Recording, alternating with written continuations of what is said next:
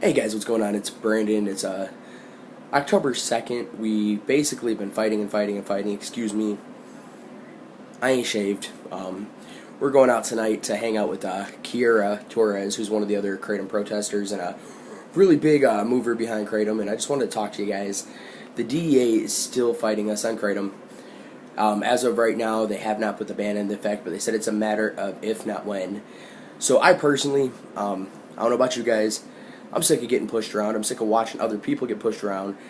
So I'm coming up with the, let's go ahead and fight to defund these guys. Let's get 100,000 signatures and have the White House respond on defunding the DEA. I personally think this is the way to go. This is the next step that needs to be taken. When we're dealing with something like this in society where a government agency will not listen to the voters or the people, it's time that government agency doesn't get funded. I don't know about you guys. I'm not very intimidated by their pushing and pulling. There are political ways to go about this. Safe protest, peaceful protest, and of course, getting signatures, voting properly, asking your state representatives, senators, congressmen to go ahead and defund the DEA. And I think that is the next move we need to take. I think we do need to continue fighting the battle for Kratom against the DEA, but I also think we need to fight the DEA as a whole. I think the agency has, for many years now, made its own rules, played by its own game, and people like Mr. Rosenberg, he'll be off to working as a medical, quote-unquote, as they put it in his industry. He will be a medical lobbyist, making about $14 million a year when he retires from the DEA. A guy like that shouldn't be in charge of what can and cannot be legal, especially plants and botanicals.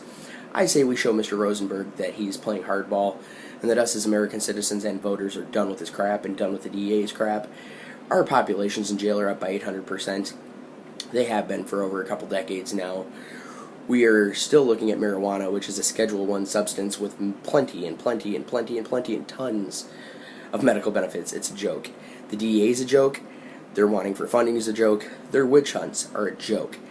The once somewhat decent agency that was there for a purpose to fight hard stuff like heroin, which I'm 100% for making illegal and fighting, now fight common botanicals because they've got nothing better to do and they still need to be funded. So I say we stick it to them. We show them what it's all about. And we stick it to their paychecks because we pay it. We pay the taxes. I don't know about you guys. I'm not going to go into exactly what I make, but I make a pretty darn good income. And this year I look at the bottom of my tax check and, you know, you break down what you're spending and I'm a little over $6,000 into the government. And a portion of that money is funding these idiots to chase and fight botanicals and to not listen to the voters. So I say we go after them. We go balls to the wall. Excuse my language. I'm a little frustrated this morning seeing some of the stuff that's coming out from the DEA. And I say we let the American Kratom Association and people fight and still write letters to Congress, write letters to your state representatives, call your local officials, but also sign the petition to defund the DEA. Let's kick them where it hurts, guys, and have a good Sunday.